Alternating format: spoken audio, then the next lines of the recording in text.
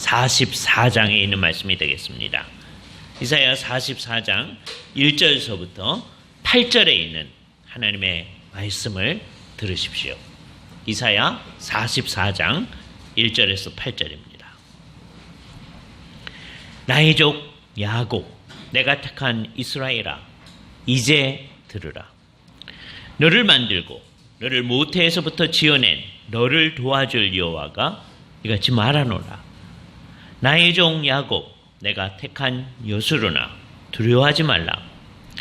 나는 목마른 자에게 물을 주며 마른 땅에 시내가 흐르게 하며 나의 영을 내 자손에게 나의 복을 내 후손에게 부어주리니 그들이 풀 가운데서 솟아나기를 시냇가에 버들같이 할 것이니라. 한 사람은 이르기를 나는 여호와께 속하였다 할 것이며 또 한 사람은 야곱의 이름으로 자기를 부를 것이며 또 다른 사람은 자기가 여호와께 속하였음을 그의 손으로 기록하고 이스라엘의 이름으로 존귀히 여김을 받으리라. 이스라엘의 왕인 여호와, 이스라엘의 구원자인 만군의 여호와가 이같이 말하노라. 나는 처음이요 나는 마지막이라. 나 외에는 다른 신이 없느니라. 내가 영원한 백성을 세운 이후로 나처럼 외치며 알리며 나에게 설명할 자가 누구냐? 있거든 될 일과 장차 올 일을 그들에게 알릴지어다. 너희는 두려워하지 말며 겁내지 말라. 내가 예로부터 너희에게 듣게 하지 아니하였느냐? 알리지 아니하였느냐? 너희는 나의 증인이라. 나 외에는 신이 있겠느냐? 과연 반석은 없나니 다른 신이 있음을 내가 알지 못하노라. 주께서 이 말씀을 사용하셔서 우리에게 필요한 은혜에 베풀어 주시기를 원합니다. 오늘도 계속해서 이사야 44장에 있는 말씀을 우리가 생각합니다. 이 말씀을 잘 생각하려면 43장 맨 마지막에서 봤던 43장의 분위기가 매우 좋게 긍정적으로만 진행하다가 이스라엘 백성들의 문제를 드러내는 것으로서 43장이 맞춰지고 있었죠. 그 사람들의 죄악을 얘기하면서 뭐라고 얘기했느냐 하면 27절 내 시조가 범죄하고 너의 교사들이 나를 배반하였다.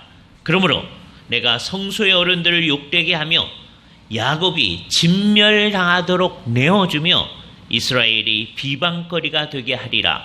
하나님의 큰 징계가 있을 것임을 얘기해 주는 것으로서 43장이 맞춰지고 있습니다. 그런데 그것은 하나님의 마지막 말이 아니죠. 그래서 44장을 우리가 살펴봐야 됩니다. 44장은 그 상황, 이제 앞으로 이스라엘 백성들이 바벨론의 포로로 잡혀갈 것임을 얘기했던 43장 그 마지막 말씀에 근거해서 하시는 말씀이에요. 나의 종 야곱, 내가 택한 이스라엘아, 이제 들으라. 그 이제 들으라라는 말, 사실 그게 이제 맨 앞에 있는 말입니다. 우리 말에서는 순서를 바꿔놨죠. 그래서 이게 마치 뭐하고 똑같으냐면 신명기 6장에 보면 이스라엘아 들으라, 쉐마 이스라엘 하는 얘기하고 비슷하게 시작합니다. 이제 들으라는 거예요. 같은 말을 사용합니다. 쉐마 이스라엘, 야곱, 이스라엘아 이제 들어라. 그런데 야곱을 뭐라고 하냐면 나의 종, 그렇게 얘기해요. 다음에 이스라엘을 내가 택한 이스라엘이라고 얘기합니다. 그래서 이 언급 속에서 우리들은 뭔가 지난번에 43장 마지막 부분에서 얘기했던 부정적인 문제를 주께서 극복해 가시리라는 시사를 얻게 되어집니다. 사실 하나님의 백성들에게 당했던 어려운 문제도 주의 백성들이 주의 백성답지 않게 행동했기 때문에 나타난 문제였죠. 그래서 우리는 그걸 징계라고 그랬습니다. 하나님의 자녀들이 하나님의 자녀답지 않게 행할 때 주께서는 징계하시는 것이죠. 그 징계가 이스라엘 백성에게 임할 것임을 43장 맨 마지막 부분에 얘기하면서, 그러나 징계 가운데 있는 이 야곱 족속들, 징계 가운데 있는 이스라엘 백성들도 하나님의 종이고 하나님이 택한 사람들이다 라고 하는 것을 분명히 해주는 말씀입니다. 오늘은 이렇게 주께서 앞으로 행하실 놀라운 구원을 얘기해 주는 것이죠. 그러니까 1차적으로는 이스라엘 백성들이 바벨론 포로기로부터 회복되어질 것임을 얘기해 주는 말씀이 오늘 우리의 말씀의 아주 중요한 부분이 됩니다. 그래서 우리는 두 가지를 잘 생각해야 되는데, 이 하나님의 징계 가운데 있을 때에도 43장 마지막 부분의 그 어두운 상황이에요. 그때도 하나님의 백성은 내가 하나님의 종이다, 내가 하나님이 택한 존재이다 라고 하는 것을 생각했어야만 한다는 거죠. 하나님께서 이들을 회복시켜 주실 때, 이들에게 놀라운 구원을 주실 때 그런 마음을 가져야 되는 것은 아주 당연한 일이죠. 그러나 그 전에 어려움 가운데 있을 때, 징계 가운데 있을 때도 그런 마음을 가지고 있어야 된다. 그래서 항상 똑같은 겁니다. 우리들의 마음이라고 하는 것은 이런 일을 당할 때나 저런 일을 당할 때나 똑같은 마음을 가지고 있는 것, 그걸 항상성이라고 우리가 늘 표현했었어요. 참된 신앙은 항상 그렇게 나타난다. 외적으로는 이게 여러 가지 어려움이 있을 수도 있고, 다음에 이스라엘 백성들을 그 어려움에서 구해내시는 일도 있을 수가 있습니다. 그러나 그것을 좌우되지 아니하는, 우리는 하나님의 종이요, 우리는 하나님이 택하신 존재들이다 라는 인식이 우리에게 있어야 됩니다. 오늘은 그 하나님의 종과 하나님의 택하신 자인 이 사람들에 대한 생각을 하나님께서 어떻게 표현하시는지를 좀 자세하게 생각을 해보겠습니다. 하나님은 이렇게 얘기합니다. 44장 2절에요. 너를 만들고 너를 모태에서부터 지어낸 너를 도와줄 여호와가 이같이 말하노라. 늘 성경에서는 이 두 가지가 늘 밀접하게 딱 끊을래야 끊을 수 없게 딱 같이 가는 거예요. 하나님이 누구신가 하는 거하고 내가 누구인가, 우리가 누구인가 하는 것이 끊임없이 같이 갑니다. 성경을 아는 사람들은 언제나 이 둘을 늘 연결시켜서 생각하는 거예요. 예를 들어서 성경 자체가 이렇게 우리 하나님이 어떤 분이신지를 정확히 아는 것하고 내가 누구인지를 정확히 아는 것하고를 연결시켜 생각을 하고 있어요. 참 하나님의 백성들, 성경을 사랑하는 사람들은 늘 그런 쪽으로 생각했습니다. 두 사람의 예만 들게요. 첫 번째는 어거스틴이라는 사람이에요. 어거스틴이 이렇게 얘기한 적이 있습니다. 하나님과 나 자신의 영혼을 아는 것, 그 이외에는 나는 관심이 없다. 이렇게 얘기한 적이 있어요. 물론 이 말을 오해하면 안 되죠. 그거에만 관심이 있다는 게 아니고 이 사람의 지극한 관심은 하나님과 자기 자신의 존재의 핵심, 자기의 영혼을 아는 것이다. 그리고 이 둘은 연결되어 있다라고 얘기하는 것이죠. 똑같은 생각을 칼빈이 그의 기독교 강요 맨 앞부분에서 이 얘기를 합니다. 사람한테는 두 가지 지식이 있는데 하나님을 아는 지식이고 하나는 사람을 아는 지식이다. 근데 이 둘은 밀접하게 연관되어져 있다. 하나님을 제대로 알아야 사람을 제대로 알고 또 사람을 제대로 알아야 하나님을 제대로 아는 거죠. 이 둘은 밀접하게 연관되어 있어요. 그 중에 근원적인 게 어떤 거냐? 하나님을 제대로 아는 거. 그러니까 거꾸로 가는 길은 없어요. 하나님을 제쳐놓고 사람을 잘 알면 하나님을 볼 수 있다. 그거 불가능합니다. 근데 누구는 가능하냐? 이미 하나님과의 관계성을 지닌 사람은 그게 가능합니다. 왜냐하면 그 사람이 이미 하나님을 아는 사람이거든요. 그래서 하나님을 아는 사람은 하나님을 아는 빛에서 사람을 보게 됩니다. 그래서 이미 하나님과의 관계성을 지니고 있으면 사람을 잘 보면 하나님을 잘 바라볼 수가 있어요. 제가 아는 의사 선생님 가운데 정말 신앙이 좋은 장로님 한 분이 계신데 홍관수 장로님이라는 분이세요. 이분이 의학에 대해서 이제 얘기를 하면서 뭐라고 했냐면 인체를 잘 보면 하나님이 보인다. 그런 얘기를 하세요. 그렇죠? 의사 선생님이니까 할 만한 거예요. 그분이 어떻게 그렇게 말할 수 있어요? 이미 하나님과의 관계성을 가지고 있기 때문에 그럴 수 있어요. 똑같은 의사인데도요. 하나님과의 관계성을 지니지 않은 사람은 굉장히 신비하다고 안 믿는 의사들도 신비하다고 얘기를 합니다. 병은 그러니까 좋은 의사는 늘 그래요. 자기가 고치는 게 아니고 이렇게 스스로가 고치게 돼 있다. 이렇게 얘기를 해야 돼요. 좋은 의사는 다 그렇게 얘기죠. 예. 그래서 놀랍다는 거예요. 본인들이. 그런데 하나님과의 관계를 가지지 않은 사람들은 그게 저절로 낫는다. 그럴 수 있는 힘이 인간에게 있다. 이 자연의 치유력이 있다. 그런 식으로 가지 절대로 하나님으로 가지 않습니다. 그러나 정말 신실한 의사 선생님은 사람의 인체를 보면 하나님을 볼 수 있다. 이렇게 얘기하는 대로 나가죠. 이 둘은 하나님을 아는 지식과 인간을 아는 지식은 밀접하게 연결되어 있는 거죠. 여기서 그 대표적인 예가 나타납니다. 우리 하나님을 어떤 분이라고 얘기합니까? 너를 만들고 너를 모태에서 지어낸, 그러니까 그 하나님의 존재를 규정하기를 너를 도와줄 여호와가 이같이 말한다. 그러니까 하나님을 이렇게 인식하는 것, 이건 굉장히 중요한 거죠. 하나님은 우리를 창조하신 분이다. 너를 모태에서 지어내신 그 분이다. 그래서 상당히 많은 사람들은 그냥 일반적으로 이스라엘을 형성한 것 이상으로 들어가서 한 사람 한 사람을 형성해내는 것에 관심을 여기 기울이고 있다라고 하는 것에 눈을 돌리고 있습니다. 과연 그러하죠? 하나님께서 우리 한 사람 한 사람을 우리 어머니의 모태에서 조성해내셨죠. 욥기에서 우리를 정말 모태에서 조성해내신 과정을 얘기할 때 정말 놀랍다. 그래서 옛날 우리 동양적 표현으로 신묘막측하다라고 번역해냈었어요. 요즘 그 번역이 없어졌는데 정말 놀라웠게 하나님이 우리를 만들어내셨습니다.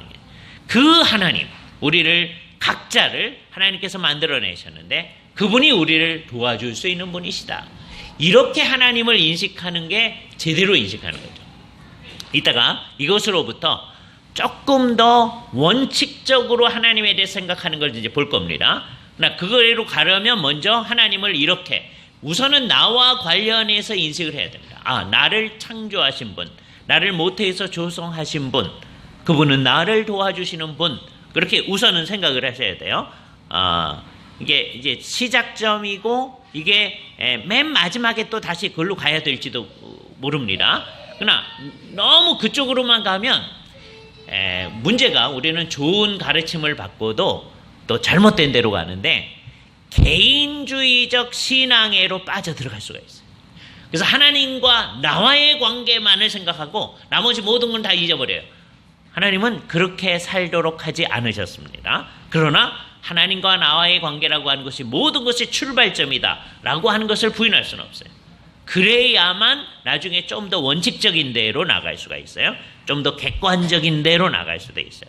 기독교는, 성경의 종교는 언제나 이 주관적인 것과 객관적인 것이 떨어져 있지 아니하고 같이 가도록 하는데 여기 묘미가 있는 거예요. 그 중에 하나만 생각하면, 주관적인 것만 생각하면 아까 얘기했듯이 잘못된 신앙으로 빠지든지 아니면 개인주의적 신앙으로 가든지, 그것도 잘못된 것의 하나의 형태죠. 그래도 신앙은 신앙입니다. 근데 완전히 잘못된 데로 가면 이제 완전한 주관주의자들은 자기 멋대로 하나님을 생각해야 나가는 거거든요. 그거는 더 잘못되는 거고, 그렇게까지 잘못되는 것은 아니지만 그냥 너무 개인주의적으로만 생각해서 하나님께서 이 세상에서 뭐 하려고 하는지에 대해 생각이 없는 개인주의적 신앙, 그건 문제가 있습니다. 그러나 우리의 하나님과의 관계의 출발점은 나의 하나님으로 하나님을 인식하는 거죠. 특히 우리 자라나는 자녀들이 자라나면서 그거를 분명히 인식을 해야 됩니다. 그죠? 우리 부모님의 하나님, 이렇게 해서는 의미가 없고, 그 하나님이 나를 나의 모태에서 조성하신 하나님, 그 하나님이 나를 도우신 하나님, 그 하나님이 나의 하나님입니다. 아브라함의 하나님, 우리 조상의 하나님, 그럼 끝나면 안 된단 말이에요. 그 하나님이 이삭의 하나님, 이삭의 하나님이 야곱의 하나님, 그리고 개인이 말하기를 나의 하나님, 우리들의 하나님, 이게 나타나야 되는 거죠. 아주 구체적으로 우리의 삶 가운데서. 그래서 그 하나님과 관련해서 우리는 평생을 살아갑니다. 그렇게 하나님과 관련해서 평생을 살아가는 것의 표현으로 우리가 주일마다 이렇게 주 앞에 경배를 하는 거죠. 주님은 우리의 하나님이십니다. 그죠? 온 세상이 마땅히 경배해야 할 하나님입니다. 라고 하는 것을 온 세상 앞에 선언하는 행위입니다. 그러니까 우리의 예배는 그 자체로서도 의미가 있지만 동시에 온 세상의 증언으로서의 의미도 또한 가지는 거예요. 만일에 우리가 예배를 제대로 하지 않으면 어떻게 되어지냐?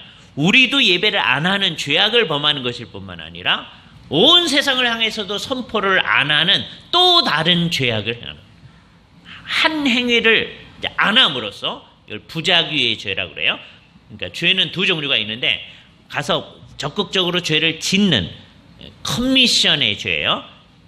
무엇을 행하다 하는 게 우리가 이제 자살하다 그럴 때 commit suicide 그렇게 얘기하잖아요. 뭔가를 행하는 거죠, 자기가. 그런 것처럼 적극적으로 나가서 뭐 간음을 행하고 잘못된 일을 행하고 도적질을 하고 이런 커미션의 죄가 있어요. 하나님 앞에서 하면 하지 말라고 하는 걸 하는 거예요.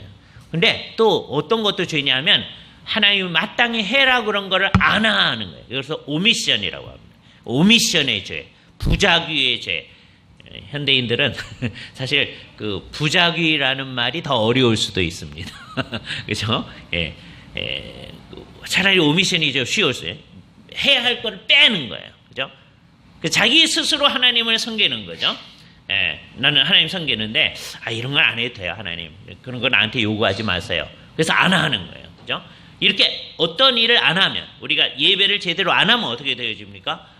자기가 하나님께 마땅히 드려야 할 예배를 안 할 뿐만 아니라 동시에 온 세상에 증언을 하는 거예요.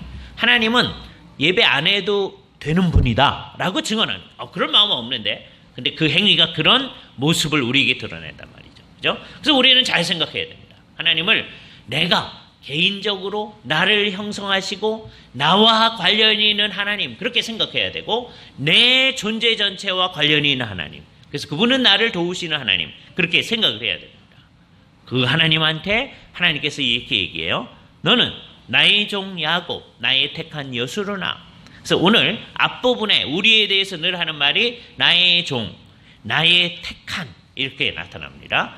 그래서 이제 우리한테 뭐라고 얘기했냐면 두려워하지 말아라. 왜요? 이들이 처한 상황이 두려워할 만한 상황이기 때문에 하나님이 하나님의 백성들을 두려워할 만한 상황 속에 안 있게 해놓고서는 두려워하지 말아라 그렇게 얘기할 리가 없는 거죠. 분명히 다른 사람의 입장에서 보면 두려워할 만한 상황이에요. 그러나 너희는 두려워하지 말아라. 왜 그래요? 주께서 조성하신 하나님 만들어내신 하나님께서 도와주실 것이기 때문에 두려워하지 말아라. 그래서 잘 생각을 해야 됩니다. 그러니까 오해를 하면 안 돼요. 하나님을 잘 섬겨나가면 우리는 두려워할 만한 상황 가운데 처하지 않을 거다라는 그 오해입니다. 성경은 한 번도 그렇게 얘기하지 않는다는 게 그런 상황이 있을 수가 있다. 사망의 음침한 골짜기로 다닐지라도 해를 두려워하지 않는다. 우리는 해를 두려워하지 않는다. 그것만 생각하지 그 앞부분에 사망의 음침한 골짜기로 다닐지라도 그걸 생각하지 않는다. 주의 백성들도 두려워할 만한 상황 가운데 있을 수가 있다. 정말 이 사람들은 그 두려워할 만한 상황이 대개는 왜 일어나느냐?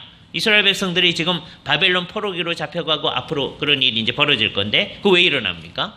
자기들이 잘못해서 우리 조상들이 잘못하고 자기들이 잘못해서 그런 일이 나타나는 거죠. 대개 우리도 대개 그렇습니다. 물론 우리의 삶 속에는 자기가 잘못하지 않았는데 애매하게 당하는 어려움 그런 것도 있을 수가 있어요. 욥기가 그 대표적인 예죠. 그러나 우리가 꼭 그렇습니다. 우리가 욥과 같습니다. 그렇게 단언할 수 있는 사람이 누구이겠어요. 그죠? 그러니까 우리는 아주 복잡한 상황 가운데 이 세상에 있어요. 그래서 두려워할 만한 상황 가운데 있을 수도 있어요. 그때 주께서 말씀을 해주신 거예요. 그러니까 내가 참 하나님 백성임을 나타내는 게 뭐냐면 그런 상황에서 두려워하지 않는 거예요. 그게 말씀에 순종하는 거예요. 그러려면 내 마음속에 무슨 생각을 가지고 있어야 돼요? 나는 하나님의 종이다. 나는 하나님이 택하신 자이다. 나는 하나님께서 나를 태 속에 조성하시기 전서부터 나를 아시는 분이시다. 그리고 하나님이 나를 창조하신 분이시다. 그 하나님이 나를 여기 있게 하시고 나를 기대하면서 바라보신다. 그런 인식이 있어야 되는 거죠. 그죠? 하나님과 나와의 관계에 대한 명백한 생각이 있어야만 합니다. 이게 없으면 우리는 정말 아무 의미도 없는 삶을 사는 게 됩니다. 이런 예배라고 하는 게 무의미하게 되는 거예요. 이 예배는 우리 각자 한 사람 한 사람이 하나님과 이렇게 나를 조성하신 하나님, 나의 주인이신 하나님, 내가 종이라고 했으니까요. 내가 나의 주인이신 하나님. 그게 노예처럼 종인 게 아니라 기뻐하며 사랑하면서 종된 사람의 모습을 생각하는 거죠. 그죠? 주께서 우리를 구원해 내신 것에 대한 감사와 감격 때문에 우리는 우리 자신을 주 앞에 주를 섬기는 대로 나아갈 수밖에 없습니다. 이게 나의 기쁨입니다. 이게 나의 영광입니다. 하면서 나아가는 그 사람의 의식이 있어야 돼요. 그렇다고 하는 것. 이건 내 마음속에 있는 거예요. 그게 이제 뭐로 첫 번째 표현되느냐? 두려워할 만한 상황에서 안 두려워하는 것으로 표현되어져. 쉽지 않습니다. 그렇죠? 내가 하나님과의 관계성을 가지고 하나님의 종이다라는 생각을 가지면서도 두려워할 만한 상황에서 두려워할 수가 있어요. 그때 별로 놀라지 마십시오. 그리고 회개하십시오. 주님, 내가 주의 종이니까 두려워하지 말아야 되는데요. 이게 두려움이 생기네요. 하나님 앞에 얘기를 하는 거예요. 그죠? 그리고 이런 말씀을 생각하는 겁니다. 이 말씀이 명령으로 주어졌다라고 하는 게, 두려워하지 말라라고 하는 게 사실은 두려워할 만하다는 게, 그리고 두려워하는 사람이 많다는 겁니다. 대개 우리는 상당히 많은 우리의 삶을 우리가 경험해 보지 못한 상황을 경험할 때가 있죠. 때때로. 그죠? 그리고 매우 중요한 어떤 결정을 하고 할 때는 다 그렇게 경험해 보지 못한 상황 가운데 딱 서게 되는 겁니다. 그게 어렵고 두려워요. 그죠? 그러나 세월을 지내놓고 나면 그런 게 있어서 삶이라는 게 재미잖아요. 여러분이 이제 우리나라에서 이렇게 이제 돌아다니시는 거 하고 이제 해외에 가서 어디를 간다고 해보세요. 그죠? 그러면 이제 그 맨 처음에 가실 때는 힘드시죠. 그러니까 이제 대개는 이제 다른 방식으로 하죠. 그러나 대개 이제 고생하면서 여러분들이 어디를 다녔다고 해봅시다. 그러면 여러분들이 거기를 잘 알게 되고 그게 자기 것이 되죠. 그죠? 제가 맨 처음에 이제 유학 가서, 그때가 이제 처음 가는 거니까요. 예? 84년도에 이제 처음 이제 유학 가서 영국 이제 갔을 때 모든 게 새롭고 이제 고생을 하는 거예요. 그때는 돈도 없고 하니까. 근데요, 그때 제가 경험했던 것은 다 잘 알아요. 이거 어디를 어떻게 찾아가야 되는지 다 압니다. 요즘은요, 어디 가면 거기 있는 교회 사람들이 다 나오잖아요. 그래서 자동차 타고 이제 같이 가요. 아니면 택시 타고 같이 가요. 그래서 다음번에 거기 갈 때 어떻게 갈지를 하나도 몰라요. 왜? 그분들이 다 해주시고 저는 할 일이 없잖아요. 그죠? 그게 참 바보 같은 일이죠. 고생하면서 가야 머릿속에 남아요. 그죠? 그래야 남들한테 얘기해 줄 것도 있잖아요. 그와 비슷한 거예요. 우리의 삶이 정말 두려워할 만한 상황 가운데 미지의 세계 앞에 딱 섰을 때 이렇게 하는 게 좋을지 저렇게 하는지 좋을지 모를 때, 정말 두려워할 만할 때, 그게 나쁜 일이죠. 어려운 일이죠. 그죠? 그런 상황에 처하기를 원치 않죠. 그러나 그런 일이 있을 때 여기 우리의 참 하나님 백성됨이 나타나는 거예요. 하나님이 두려워하지 말아라. 그래서 정말 두려워하지 않고 그 상황 가운데서 내가 주님과 함께 있습니다. 그렇게 해서 그 경험을 해보고 나면 그게 내 것이 되는 거예요. 옛날에 처음에 그 상황에서는 이거 두려워서 어떻게 할지 모르는데 나중에는 이렇게 고생하면서도 내가 이 길을 헤쳐왔습니다. 라고 얘기할 수 있는 거죠. 우리의 인생의 끝부분에 우리는 하나님께 그렇게, 그리고 세상 앞에 그렇게 얘기할 수 있어야 될 겁니다. 그죠? 우리가 여러 정황을 살펴왔는데 그 모든 정황 가운데서 어떤 때는 두려워할 만한 상황도 있었고 어떤 때는 우리나라에서 어디 가듯이 그냥 편안하게 가시는 것도 있어요. 우리의 삶은 다 이런 일들이 섞여져 있습니다. 그러나 그 모든 일에 있어서 하나님과 함께하는 삶을 살았습니다. 그러니까 여러분은 주님 앞에서 이런 상황, 두려워할 만한 상황에서도 두렵지 않은 상황에서도 이때는 이제 두렵지 않기 때문에 여기도 문제가 있어요. 그럼 이제 내가 알아서 하면 되죠. 하나님 쓸데없죠. 그땐 기도도 안 해요. 왜? 자기가 알아서 하면 되니까. 그죠? 여러분들이 어떤 어려운 상황에 딱 쓰지. 그 YM이라고 하는 단체가 있는데요. 그 단체는 좀 이상한 단체이긴 해요. 그 사람들이 하는 거에서 우리들의 이제 모습을 봅니다. 그 사람들은 예를 들어서 어디 갔는데 어디 가야 될지를 모르잖아요. 그럼 이게 둘러 앉아서 서가지고서는 기도를 하라는 거예요. 예? 그래가지고 하나님이 알려준대요. 이상하게 하는 거죠. 그런데 거기서 뭐가 나타나느냐 하면 하나님을 의존하고 싶은 마음이 있다는 거잖아요. 어디 가서 해야 될지 모를 때. 근데요, 이게 참 웃기는 건데 자기네 잘 아는 곳에서는 하나님께 기도한다고 하지 않아요. 그 정말 이상한 거죠. 예. 그 사람들만 이상하게 사는 게 아니고 우리도 그럴 수가 있습니다. 여러분이 정말 미지의 상황 앞에 딱 섰을 때는 그래도 신앙이 있으면 기도를 하십니다. 근데 잘 아는 상황에서는 기도를 안 해요. 왜? 그냥 우리가 해나가면 알 수 있듯이. 그래서 어떤 문제가 있느냐 하면 어려운 상황 앞에 있으면 주님을 의존하는데 쉬운 상황에서는 주님을 의존하지 않아요. 대개 하나님의 백성들이 어디서 실패하느냐? 쉬운 상황에 실패를 할 수가 있습니다. 그죠? 우리는 그러지 말아야 됩니다. 모든 상황에서 항상성을 가지고 우리가 주님 앞에 두려워하지 아니하는 마음을 갖는 거예요. 의존하는 마음을 가져야 돼요. 그 말은 두려워하지 않는 상황 앞에 있을 때라도 주님을 철저히 의존하는 거예요. 그러니까 의존하는 그 강도, 그건 똑같아야 돼요. 언제나 어느 상황에서나. 의존하는 방식은 좀 다르죠. 그잖아요? 어떤 때는 정말 하나님 이거 도와주시지 않으시면 난 갈 곳을 모릅니다. 그럴 만한 상황이고요. 또 한 군데에서는 갈 수는 있는데 그래도 하나님을 의존하는 마음이 진짜로 있어야죠. 하나님, 여기는요 내가 잘 아는 데니까 그냥 방해만 하지 말아주세요. 그런다면 어떨까요? 그죠?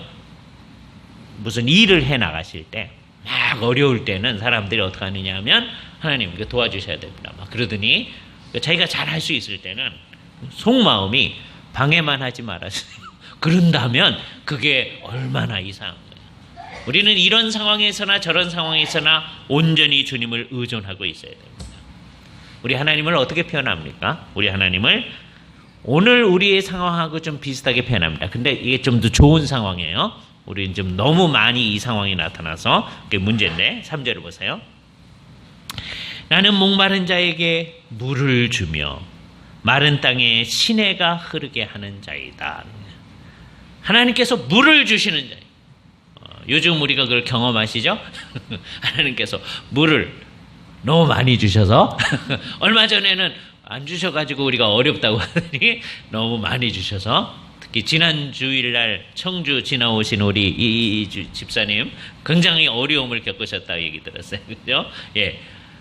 너무 많이 주셔가지고서는 그죠?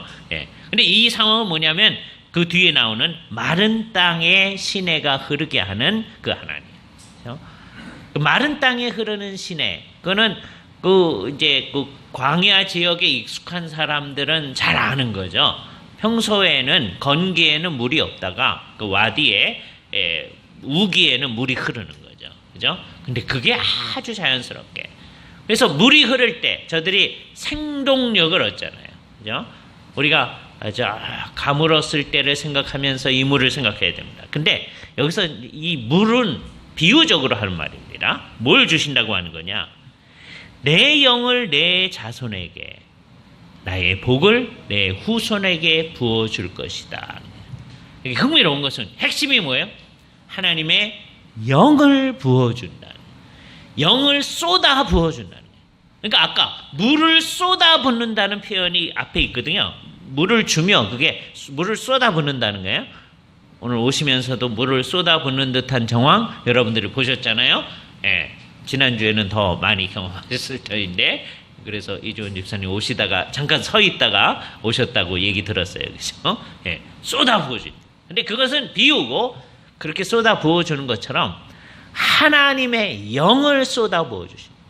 그 영을 쏟아 부어준다는 그 말이 똑같은 말이 어디에 사용됐느냐 하면 오순절에 성령님을 쏟아 부어주는, 쏟아 부어줬다는 표현이거든요. 그건 120문도한테만 쏟아 부어주신 거죠. 우리하고는 상관이 없죠. 그렇게 생각하면 안 됩니다. 그 쏟아 부어진 영이 신약 교회 안에 있는 거예요. 우리 안에 있는 거예요. 이 공동체 안에 충만히 오순절에 임하셨던 그 영이 있는 겁니다. 그걸 믿어야 돼요. 그걸 안 믿으면 우리는 그런 거 모르는데요. 이렇게 됩니다. 그렇지 않아요.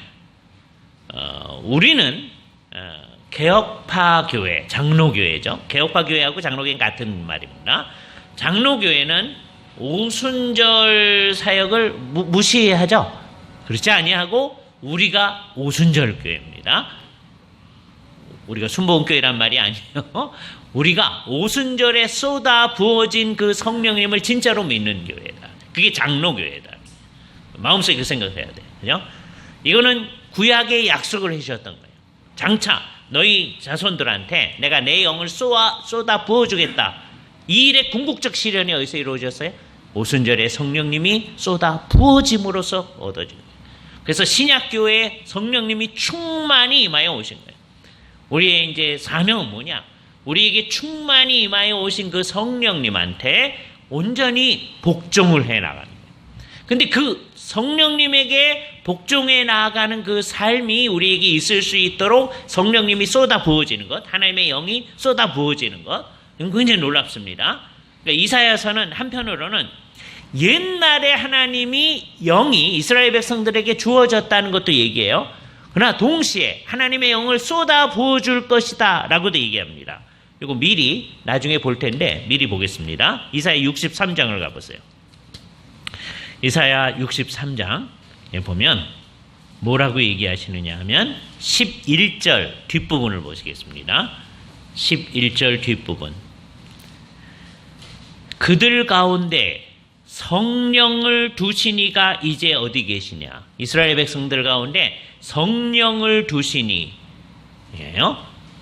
그러니까 이스라엘 백성들 출애굽 상황을 얘기하면서 저들 안에 이미 성령이 주어졌다 얘기합니다. 그렇기 때문에 이 백성들이 하나님 앞에 불순종을 해 나가면 10절 그들이 반역하여 주의 성령을 근심하게 하셨으므로 이스라엘 백성들이 하나님께 불순종해 나가면 성령님이 근심하셨다. 그러니까 저들 안에 이미 성령님이 있는 거예요. 그런데 이사야서 44장에서 약속해 주시기를 너희 자손들에게 다시 성령을 쏟아 부어 주신다. 이게 성령님의 새로운 역사가 나타날 것임을 얘기하는 거예요. 이것을 우리는 성령님의 새 언약적인 임재라고 말할 수 있어요. 나중에 이사야는 그게 새 언약 가운데 이루어지리라 잘 몰라요. 근데 우리는 알아요. 왜? 오순절에 임하신 성령님이 바로 그런 분이시기 때문에. 근데 그게 뭐냐? 그게 나의 복을 내 후손에게 부어주는 거다. 그게 복이다. 그러니까 하나님의 영과 하나님의 복을 따로 띄어서 생각하지 않도록 주의해야 됩니다. 하나님의 백성. 자, 첫 번째 우리에게 요구하셨던 게 뭐예요? 두려워하지 말아라 그랬죠? 두려워할 만한 상황에서. 다음에 뭘 기대했어야 돼요? 이스라엘 백성들은, 구약 이스라엘 백성들은 하나님의 영이 쏟아 부어질 것을 기대했었어야 돼요. 그래서 신약적인 우리에게 얘기하면 이미 쏟아 부어진 성령님이 우리 공동체 가운데 이 계심을 인정을 해야 됩니다. 그렇기 때문에 우리 공동체 가운데 계신 그 성령님이 우리 안에 계심을 인정해요. 그래서 우리의 생각을 자꾸 성경의 생각으로 이끌어가도록 성령님이 해주시는 거예요. 그러니까 그 일을 우리가 해야 됩니다. 지속적으로 해야 돼요. 주님, 교회 공동체 안에 계신 성령님, 내 안에도 계신 성령님, 어떻게 내 안에 계세요? 공동체 안에 성령님이 쏟아 부어져 있기 때문입니다. 그 성령님이 나를 주님의 생각으로 자꾸 인도해 주십시오. 그렇죠? 그 일이 우리 속에 있어야 돼요. 그렇게 사는 삶이 복이에요. 다른 거를 복이라고 하는 게 아니고. 그죠? 그런데 구약 백성들에게는 이게 결국 무슨 말씀을 상기하게 하느냐면 옛날 아브라함한테 주셨던 그 약속을 생각하게 하는 거예요. 왜냐하면 여기 나타난 여러 단어들이 아브라함에게 주셨던 단어하고 비슷합니다. 하나님께서 이제 아브라함을 본토, 친척, 아비의 집에서 떠나 내게 지시할 땅으로 가라. 그러면서 약속해 주시기를 뭐라고 그랬느냐면 첫 번째, 자손을 주고 후손을 줄 거다. 그리고 그들이 너희의 복에 동참하게 될 것이고 그들을 통해서 세계 만민이 복을 얻는 거예요. 그래서 복을 얻는 거예요. 궁극적 목적은 뭐예요? 세계 만민이 하나님과 관련해 얻는, 아브라함이 하나님과의 관련 가운데서 가졌던 그 복을 세계 만민이 같이 누리는 거예요. 자손과 다음에 복에 관한 내용이 아브라함 언약 속에 있습니다. 자손에 관한 내용은 하나님이 함의로 너에게 자손 준다 이렇게 얘기 안 해요. 그런데 하나님의 얘기 속에 들어있어요. 왜? 나의 영을, 다음에 나의 복을 너희의 자손에게, 너희의 후손에게 쏟아 부어줄 것이다. 그러니까 자손, 후손은 이미 주어질 것임이 나타나요. 이스라엘 백성들이요, 바벨론하고 전쟁을 하면서 상당히 많은 사람이 죽게 될 겁니다. 그죠? 그리고 포로로 잡혀가고 어려움을 겪게 돼요. 그 가운데서 하나님의 이 말씀을 생각할 때, 그러나 하나님께서 많은 후손을 우리에게 주실 것이다 라고 하는 것이 함의되어 있는 거죠. 더 중요한 것은 후손이 있는 게 중요한 것이 아니라 그들에게 하나님의 영을 쏟아부어 줄 것이고 그들이 복을 얻게 된다는 거예요. 근데 그 복이라고 하는 게 결국은 아브라함이 하나님과의 관계성에서 그 누리던 그 은혜를 그의 후손들도 누리는 것일 뿐만 아니라 아브라함의 하나님이 나의 하나님이 돼서 이제 저 땅끝에 있는 사람들까지도 그 복에 참여하게 되는 거죠. 이게 성경이 말하는 복입니다. 아브라함의 그 복, 그 뭐예요? 하나님과의 관계성 가운데, 모든 삶을 하나님과의 관계성 가운데 사는 그 복이 오늘 우리에게도 주어진 거죠. 아브라함이 믿었던 그 하나님을 우리가 섬기고 있으니까 아브라함의 하나님이 나의 하나님이라고 생각하며 우리가 그 복 가운데 있는 겁니다. 이 말씀 앞에 우리가 있게 되는 거죠. 그죠? 그래서 주님 앞에 우리가 다시 한번 생각을 해야 돼요. 우리는 어떤 사람들이냐? 저 자손들이 이제 나타나는 것을 뭐라고 표현하냐면 그들이 풀 가운데 솟아나기를 시냇가의 버들같이 나타나는 거다. 이 시냇가의 버들은요, 이 유대 사람들이 보기에는 이건 굉장한 겁니다. 우리는 이런 게 너무 익숙하죠. 왜? 물이 풍성한 지역에 살고 있기 때문입니다. 얼마 전까지만 해도 우리는 물을 걱정하지 않았었어요. 그죠? 30년 전에 예? 물 걱정합니까? 그죠? 네, 30년 전에 물을 이렇게 통에 들고 다니면서 먹으리라 이렇게 별로 생각을 안 했거든요. 왜? 우리는 어디 가서나 물을 먹을 수 있었으니까. 그렇지 않은 세상이 이제 오고 있는 거예요. 이스라엘 사람들은 물이 귀한 땅에서 사는 겁니다. 그러니까 시냇가에 심기운 나무, 그건 정말 아름다운 상황을 생각하는 거예요. 우리는 그런 게 너무 흔해가지고 그게 뭐 복일까 이렇게 생각될 수 있는 거예요. 시냇가에 심은 나무가 쑥쑥 성장해 나가는 것처럼 그 후손들이 성장해 나간다는 거예요. 그러면서 그들이 뭐라고 얘기해요? 한 사람은 나는 여호와께 속하였다 이렇게 얘기한다는 거예요. 또 다른 사람 똑같은 얘기예요. 또 다른 사람은 야곱의 이름으로 자기를 부를 것이며 나도 야곱의 후손입니다. 또 다른 사람은 자기가 여호와께 속하였음을 그의 손에 기록한다. 그의 손에 기록한다. 그의 손이라는 말이 재밌어요. 이게 제가 말장난을 하나 할 텐데 여러분 어렸을 때 술래잡기 놀이를 하면서 일본 말을 사용하신 적이 있습니다. 그죠? 그래서 이제 술래의 집에 가서 이렇게 손 대면서 여러분 뭐라 그러셨어요? 쓰는 말 없었어요? 야도 그랬죠? 우리가 쓰는 말 아니에요. 일본 말인데 여기 우연히 뜻이 같아요. 발음이 같아요. 여기 그의 손이란 말이 야도입니다. 그죠? 우리 손을 거기다 갖다 대면서 야도 그러잖아요. 예? 일본어가 히브리 말하고 비슷한 거 아니 전혀 상관없어요. 근데 어쩌다 비슷한 말이 나오는 거예요. 그죠? 예. 야도 그의 손에 기록을 하는데 뭐라고 기록하느냐? 자기가 여호와에 속하였음을 기록한다. 나는 분명하다 그렇게 얘기한다는 거죠. 그리고 이스라엘의 이름으로 존귀 여김을 받을 거다. 이 얘기는 1차적으로 나중에 이스라엘 후손들이 그렇게 될 것임을 얘기하는 건데요.